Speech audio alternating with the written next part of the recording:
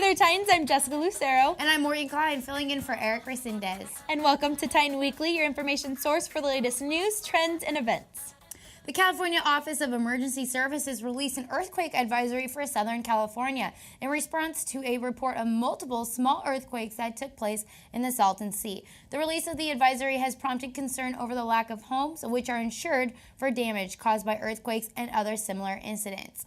The advisory will stay in effect until Tuesday, October 4th. More information can be found on the advisory at weather.com.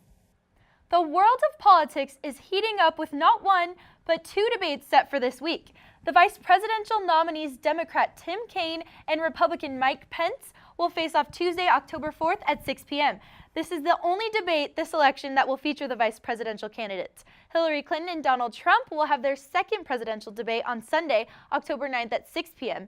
You can watch these debates and find more information on uspresidentialelectionnews.com. The Supreme Court is set to begin its new term once again without a ninth judge. Justice Antonin Scalia passed away in February, and his position has yet to be filled. With only 8 judges currently residing over the Supreme Court, they are being forced to look into new cases and issues that are less controversial. The Supreme Court could still be without its ninth judge until the end of the presidential election, in which this election can have a strong influence on the direction of the Supreme Court. After 67 years of reporting for the Dodgers, Vin Scully finally retired on October 2nd.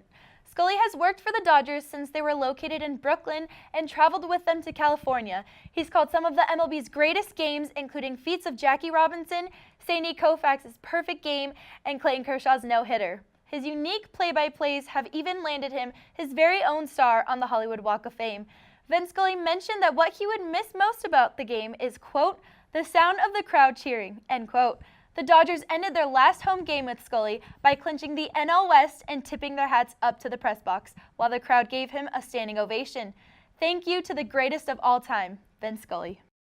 And in entertainment news, Kim Kardashian West was allegedly robbed and held at gunpoint in her Paris hotel room this past weekend. According to Kim, she was bound and gagged before the robbers took off with all of her jewelry.